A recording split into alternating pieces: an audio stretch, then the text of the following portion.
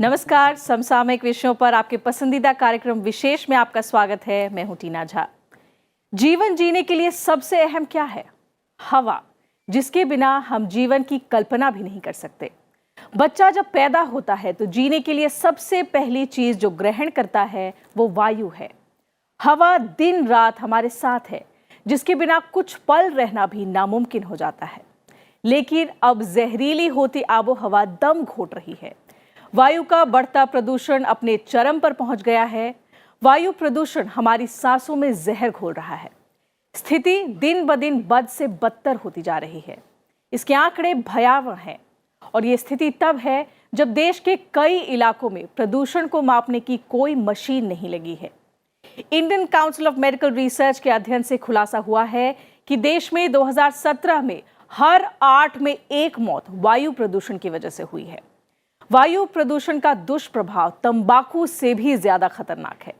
यकीनन ये आंकड़े डराते हैं, साथ ही आगाह करते हैं कि अगर वायु की गुणवत्ता को बनाए रखने के लिए हम जल्द ही नहीं चेते तो स्थिति और भयावह हो जाएगी। विशेष में आज हम बात करेंगे Indian medical council of medical research की रिपोर्ट की। रिपोर्ट से सामने आए तथ्यों की पड़ताल करेंगे, साथ ही वायु प्रदूषण से होने वाली बीमारियों पर भी नजर डालेंगे। तो आइए शुरू करते हैं आज का विशेष।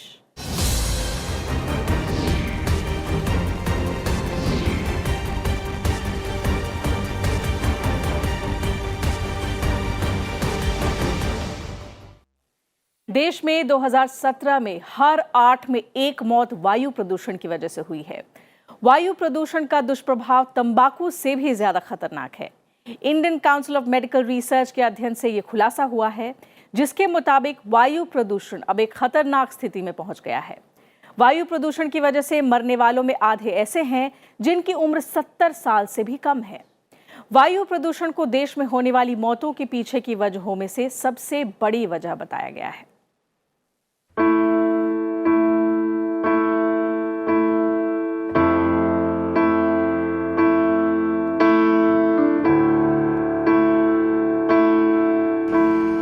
अगर हम कहें कि बीमारियों को बढ़ावा देने और असमय मौतों के लिए तंबाकू उपभोग और धूम्रपान से ज्यादा खतरनाक है वायु प्रदूषण, तो शायद आप यकीन नहीं करेंगे, लेकिन यही सच है। भारतीय आयुर्विज्ञान अनुसंधान परिषद यानी ICMR और public health foundation of India, institute for health matrix and evolutions और स्वास्थ्य मंत्रालय की संयुक्त पहल पर आधारित अब तक के सबसे व्यापक अध्ययन में ये डरावने तथ्य सामने आए हैं। वैश्विक लैब जर्नल लैंसेट में प्रकाशित इस रिपोर्ट के मुताबिक पिछले साल यानी 2017 में तंबाकू के मुकाबले वायु प्रदूषण से ज्यादा लोग बीमार हुए हैं। देश में प्रत्येक 8 मौतों में से 1 मौत वायु प्रदूषण की वजह से हुई है। वायु प्रदूषण एक मेजर इशू है और इसकी वजह से जितने डेथ्स होते हैं वो that's almost the same as tobacco use. तो तंबाकू से जितना खतरा है उतना एयर वायु प्रदूषण से भी है और तंबाकू पे बहुत ज़ोर दिया गया है इन द पास्ट। ये है कि वायु प्रदूषण पर भी हमें उतना ही ज़ोर देने की ज़रूरत है। साल 2017 में करीब 12.4 लाख लोगों की मौत के पीछे वायु प्रदूषण वजह थी। पिछले साल 6.7 लाख मौतें वातावरण में फैले प्रदूषण यानी बाहरी प्रदूषण से हुई है। वहीं 4.8 लाख मौतें घरेलू वायु प्रदूषण की वजह से हुई हैं। पिछले साल वायु प्रदूषण के कारण जिन 12.4 लाख लोगों की मौतें हुई थीं, उनमें से आधे से ज्यादा की उम्र 70 साल से कम थी। दुनिया की आबादी में भारत का हिस्सा 18% है, लेकिन वायु प्रदूषण की वजह से होने वाली मौतों में और बीमारियों में भारत का हिस्सा 26% है। हैरान करने वाली बात यह है कि भारत की 77% आबादी घर के बाहर के वायु प्रदूषण के उस स्तर के संपर्क में आई जो national ambient air quality standard की सुरक्षित सीमा से ऊपर था। यह प्रदूषण तत्व PM 2.5 है, जिसकी सुरक्षित सीमा 40 माना गया है। भारत में PM 2.5 का औसतन एक्सपोजर 90 है, जो दुनिया में सबसे ज्यादा है। यानी बढ़े हुए PM 2.5 के स्तर के कारण देश की 77% आबादी की सेहत प्रभावित हो रही है। इसके लिए बाहरी वातावरण में होने वाले प्रदूषण के साथ साथ घरेलू प्रदूषण भी कम जिम्मेदार नहीं है। खास बात यह है कि इस स्टडी में क्लियरली उन्हें आइडेंटिफाई किया है कि एयर पॉल्यूशन के चलते कितनी डेथ्स हो रही हैं और टोटल डेथ्स में कितना हिस्सा एयर पॉल्यूशन का है। तो जैसे कि 8 डेथ्स में एक एयर पॉल्यूशन के चलते हो रही है। तो इसका जो स्केल है ये इन्होंने बताया है कि किस लेवल में हो रहा है और नंबर ऑफ डेथ्स 12.7 के आसपास है इस स्टडी के हिसाब से। 12 लाख करीबन डेथ्स हो रही हैं और उसमें मेजॉरिटी डेथ्स हो रही हैं आउटडोर एयर पॉल्यूशन के चलते। ग्लोबल बर्डन ऑफ डिजीज नामक वैश्विक पहल के अंतर्गत किए गए इस अध्ययन में देश के विभिन्न राज्यों में वायु प्रदूषण के कारण होने वाली मौतों, बीमारियों के बढ़ते बोझ और कम होती जीवन प्रत्याशा का आकलन किया गया है। अध्ययन के लिए शोधकर्ताओं ने उपग्रह के चित्रों और एयर मॉनिटरिंग स्टेशनों से वायु गुणवत्ता संबंधी आंकड़े प्राप्त किए। अध्ययन में पाया गया कि घर के बाहर के प्रदूषण का स्तर खासकर उत्तर भारत के राज्यों में अधिक था। तो ये एक गवर्नमेंट पहले ये शिकायत होती थी कि हमारे पास अपना डेटा नहीं है, पर अब ये अपना डेटा आ गया हमारे पास, तो इसके बेसिस में हमारा एक्शन जो होगा वो और भी ज़्यादा स्ट्रांग होना चाहिए। क्योंकि अगर इस हिसाब से वायु प्रदूषण बना रहा तो एक ग्रोइंग पॉपुलेशन जो है, छोटे बच्चे जो हैं उनके लिए काफ़ी घातक है और जिनको ऑलरेडी तकलीफें हैं। वायु प्रदूषण से हमारी उम्र भी 1.7 साल घट रही है। वायु प्रदूषण स्वास्थ्य को नुकसान पहुंचाने वाले न्यूनतम स्तर से कम हो तो भारत में औसतन जीवन प्रत्याशा 1.7 वर्ष अधिक हो सकती है। वायु गुणवत्ता मानकों की सुरक्षा सीमा से अधिक प्रदूषण बड़ी संख्या में लोगों को अपनी गिरफ्त में ले रहा है। रिपोर्ट में कहा गया है कि भारत में ठोस ईंधन का उपयोग करने वाले परिवारों के अनुपात में हालांकि अभी भी 56% आबादी ठोस ईंधन का उपयोग करती है।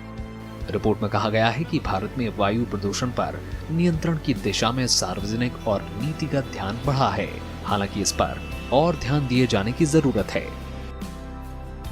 रिपोर्ट में घरेलू वायु प्रदूषण पर नियंत्रण के लिहाज से प्रधानमंत्री उज्ज्वला योजना की सराहना की गई है।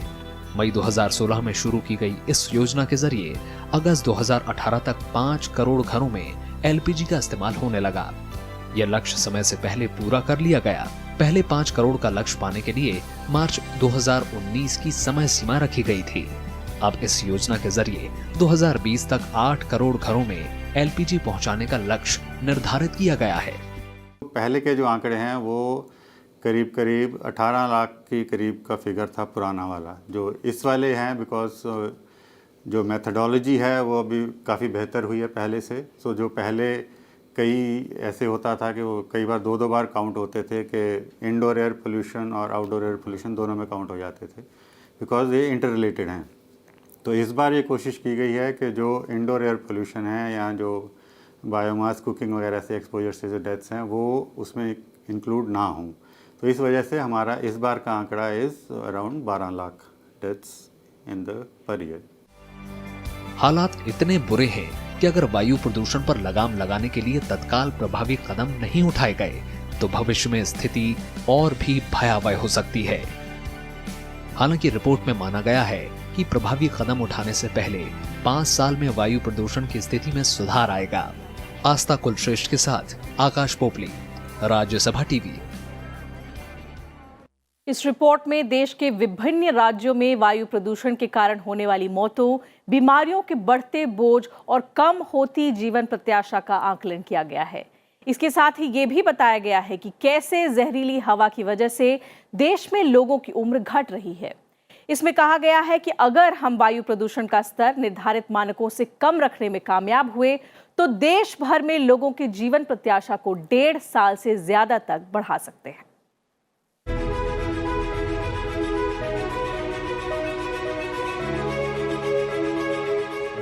जहरीली हवा में सांस लेने की वजह से लाखों लोग जान गंवाने को मजबूर हैं। वायु प्रदूषण की वजह से होने वाली बीमारियों की वजह से 2017 में सबसे ज्यादा 2,60,028 मौतें उत्तर प्रदेश में हुई। इनमें से 1,61,178 बाहरी वायु प्रदूषण से, जबकि 78,888 लोगों की मौत घरेलू वायु प्रदूषण से हुई। इसके बाद महाराष्ट्र में 1,08,038 और बिहार में 96,967 लोग वायु प्रदूषण की वजह से मारे गए। देश की राजधानी दिल्ली में 2017 में 12,322 लोगों की मौत हुई, यानी रोजाना करीब 34 लोगों ने जान गंवाई।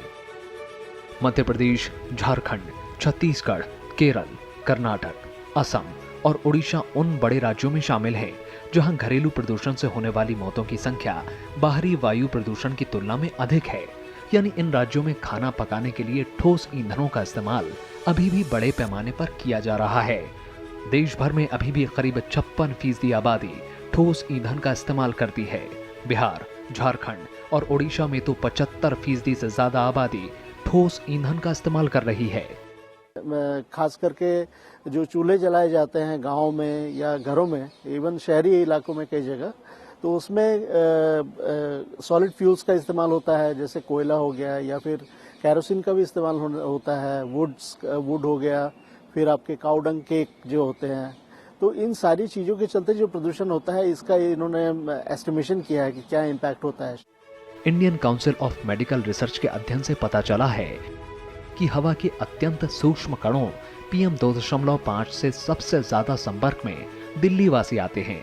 उसके बाद उत्तर प्रदेश, बिहार और हरियाणा का नंबर आता है। दिल्ली में 2017 में वायु प्रदूषण कण PM 2.5 का औसत स्तर 209 था, तो उत्तर प्रदेश, बिहार और हरियाणा में ये आंकड़ा 125 से 174 था। यानी दिल्ली के लोग सबसे जहरीली हवा में रहने को मजबूर हैं। उत्तर प्रदेश, दिल्ली, राजस्थान और बिहार, हरियाणा, ये सारे इलाके जो हैं, एक तो हैविली अर्बनाइज्ड हो रहे हैं, हैविली इंडस्ट्रियलाइज हो रहे हैं, साथ में तमाम तरह की पॉल्यूशन सोर्सेज जो हैं यहाँ आपको मिलेंगे और कंट्रोल भी उतना अच्छा नहीं है। तो उस हिसाब से, परंतु ये भी कहना गलत होगा कि सदर्न स्टेट्स क्लीन है। सदर्न स्टेट्स में भी काफी दिक्कतें हैं जो कि रैंकिंग में नहीं आते हैं, परंतु वायु प्रदूषण की लो लेवल में भी हेल्थ इफेक्ट्स होते हैं। हमारा क्लाइमेट डिफरेंट है, साउथ में, नॉर्थ में ठंड ज़्यादा पड़ती है और ठंड के महीनों में ही वायु प्रदूषण का असर भी ज़्यादा होता है। वो ये वेदर कंडीशंस की वजह से हैं। सो जितना पूरा नॉर्थ बेल्ट है, दिल्ली, यूपी, राजस्थान, मध्य प्रदेश, बिहार, इन सब में इसका असर ज़्यादा देखा जाता है। खराब या जहरीली हवा हमारी उम्र को भी घटा रही है। अध्ययन में पाया गया कि प्रदूषण स्तर निर्धारित मानकों से कम हो तो लोगों की आयु बढ़ाने में मदद मिल सकती है। अगर हम वायु प्रदूषण को निर्धारित मानकों से कम रखें तो देश भर में लोगों की जीवन प्रत्याशा 1.7 साल अधिक हो सकती है। राजस्थान में सबसे अधिक 2.5 साल उम्र बढ़ सकती है। उत्तर प्रदेश में 2.2 वर्ष, हरियाणा में 2.1 वर्ष, जम्मू कश्मीर में 2 साल, बिहार में 1.9 वर्ष, झारखंड में 1.6 वर्ष और उत्तराखंड में जीवन प्रत्याशा में 1.9 वर्ष की बढ़ोतरी हो सकती है। प्रदूषण स्तर कम होने के कारण जीवन प्रत्याशा में सुधार होने की दर भी विभिन्न राज्यों में अलग अलग है। करीबन 1.7 साल का फर्क पड़ता है उम्र में। तो वही चीज़ अगर देखी जाए तो राजस्थान, बिहार में वो 2.5, 2.3 इसकी रेंज में है। तो नॉर्थ में फ़र्क ज़्यादा है क्योंकि वायु प्रदूषण is dependent on the temperature change. तो जैसे ही ठंड में होता है, ठंड में जो भी प्रदूषण का सोर्स होता है वो नीचे ही रह जाता है, ऊपर नहीं जाता। तो it affects the health much more in the winter months than in those where the climate is more moderate. 5 साल से कम उम्र के बच्चे, बुजुर्ग और गर्भवती महिलाएं वायु प्रदूषण के खतरों के प्रति अधिक संवेदनशील होते हैं। वायु प्रदूषण के संपर्क में आने से गर्भवती महिलाओं में अपरिपक्व प्रसव की संभावना बढ़ जाती है। इस रिपोर्ट से सामने आए तथ्यों से साफ है कि हम वायु प्रदूषण से निपटने में देरी नहीं कर सकते। देश के विभिन्न राज्यों में वायु प्रदूषण के कारण स्वास्थ्य पर पड़ रहे प्रभाव का आकलन बेहद महत्वपूर्ण है। इसकी मदद से वायु प्रदूषण के कारण होने वाली बीमारियों की रोकथाम में मदद मिल सकती है। विभिन्न राज्यों के अलग अलग प्रदूषण स्तर, उन राज्यों में होने वाली मौतों और जीवन प्रत्याशा की दर में कमी और प्रदूषण से उनके संबंध की जानकारी होने से सही रणनीतियां बनाने में मदद मिलेगी। आस्था कुलश्रेष्ठ और आकाश पोपली के साथ ब्यूरो रिपोर्ट, राज्यसभा टीवी। देश की राजधानी दिल्ली कुछ सालों से पूरी दुनिया में चर्चा का विषय बनी हुई है और इसकी वजह है दुनिया के सबसे ज्यादा वायु प्रदूषित शहर होने का। हालांकि वायु प्रदूषण सिर्फ दिल्ली में ही नहीं बल्कि पूरे भारत में बढ़ रहा है और समय के साथ साथ इसका असर भी लोगों के स्वास्थ्य पर दिखने लगा है। आइए कुछ ऐसे ही लोगों से आपको मिलवाते हैं जो वायु प्रदूषण से काफी प्रभावित हैं। ये है कनव बंसल, उम्र 5 साल। कनव इन दिनों सबसे ज्यादा दुखी है। दुख इस बात का नहीं कि वायु प्रदूषण बढ़ गया है या इससे इसकी सेहत खराब होगी। दुख इस बात का है कि घर वाले इसे खेलने नहीं जाने देते और वो अपने नन्हे नन्हे दोस्तों के साथ खेल नहीं पा रहा है। लेकिन घर वालों को इस बात की चिंता है कि वायु प्रदूषण के चलते कनव की सेहत लगातार खराब हो रही है। उसे सांस लेने में दिक्कत होती है और हर 15 दिन बाद कनव को नेबुलाइजर लेना पड़ता है। बढ़ते वायु प्रदूषण के चलते कनव खेलने कूदने की उम्र में घर में कैद होने पर मजबूर है और अगर कभी बाहर खेलने जाता भी है तो घर वाले बिना मास्क पहने नहीं जाने देते। डे बाय डे पॉल्यूशन बढ़ता ही जा रहा है, दिल्ली में तो खासकर। अब छोटे बच्चे हैं, इनका इम्यूनिटी सिस्टम हम बड़ों की तरह इतना स्ट्रॉन्ग तो है नहीं। बाहर खेलने से नहीं मना कर सकते, सारा टाइम घर में नहीं बिठा के रख सकते, तो बहुत जल्दी उनको एलर्जी होती है, कोल्ड एंड कफ कैच करते हैं। कुछ खुद बच्चों को नहीं हो, स्कूल में जाते हैं जब बच्चे, वहाँ और बच्चों से इन्फेक्शन बड़ी जल्दी होता है। हर थोड़े दिन में डॉक्टर के लेके जाना पड़ता है, इतनी लंबी क्यू में खड़ा होना पड़ता है। मोस्ट ऑफ द किड्स वहाँ पे डॉक्टर के वहाँ पे जितने भी आते हैं सब एलर्जिक होते हैं। डॉक्टर्स उनको नेबुलाइज करने को बोलते हैं, एंटीबायोटिक्स देते हैं। हर 15-20 दिन की यही कहानी चलती है हर महीने। अब मिलिए दिल्ली के ही एक वरिष्ठ कारोबारी से। इनका नाम है सुशील अग्रवाल। ये अपने दिन की शुरुआत मॉर्निंग वॉक से करते थे, लेकिन पिछले कुछ समय से इन्हें सांस लेने के साथ ही कई तरह की बीमारियां होने लगीं। डॉक्टर को दिखाने पर पता चला कि वायु प्रदूषण के चलते ये सारी बीमारियां हुई हैं। तब से इन्होंने सुबह टहलना छोड़ दिया है। तकलीफ इतनी ज्यादा बढ़ गई कि कारोबार में भी पूरा समय नहीं दे पा रहे हैं। बिना मास्क के घर से निकलना मुश्किल हो गया है। काफ़ी दिनों से, कई सालों से मॉर्निंग वॉक और इवनिंग में जाता हूँ। अभी सुबह की मॉर्निंग वॉक मैंने छोड़ दी है क्योंकि इतनी पॉल्यूशन हो चुका है कि तकलीफ होने लग गई है सांस लेने में। कुछ सालों से ना, अभी कुछ 1-2 साल से तो बिल्कुल ही ज़्यादा जहरीली हो गई है गैस, तो सांस लेने में भी तकलीफ होती है। इसलिए सुबह का मॉर्निंग वॉक तो अभी कम कर दिया मैंने, शाम को जाता हूँ थोड़ा सा। फिर बंदिश तो जब आदमी इतनी बंदिश है कि भाई सांस लेना मुश्किल है, तो और बाहर निकलो तो ऐसा खांसी आती है जैसे कि काला काला कफ आता है और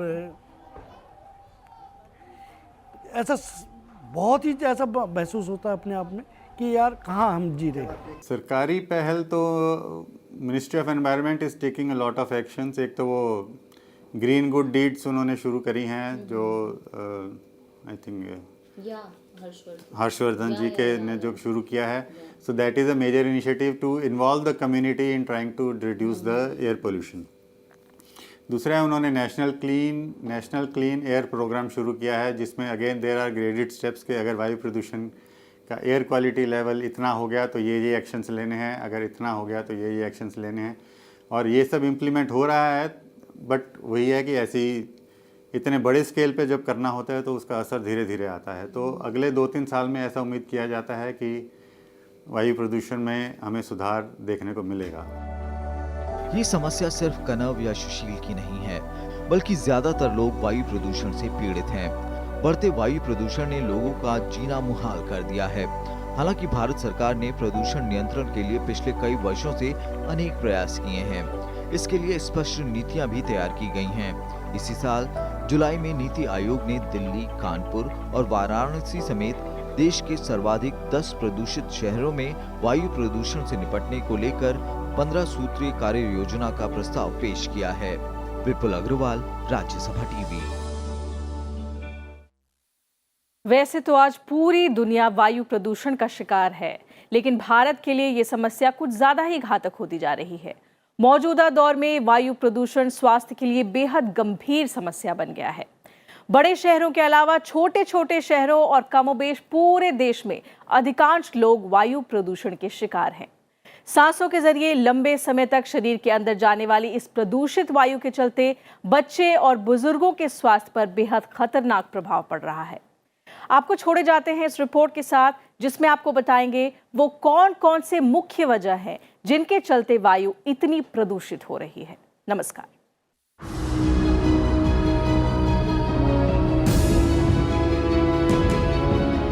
जीने के लिए बुनियादी जरूरतों में से एक है स्वच्छ हवा, और अगर ये हवा ही जहरीली हो जाए तो आदमी क्या करे।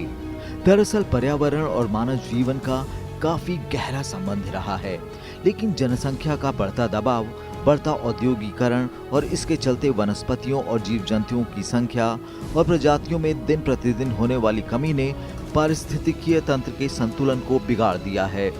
Indian council for medical research की रिपोर्ट के मुताबिक मोटर गाड़ियों का इस्तेमाल, तेजी से चल रहा कंस्ट्रक्शन, थर्मल बिजली उत्सर्जन, डीजल जनरेटर और मैनुअल सड़क धूल वायु प्रदूषण के बढ़ने की मुख्य वजह हैं।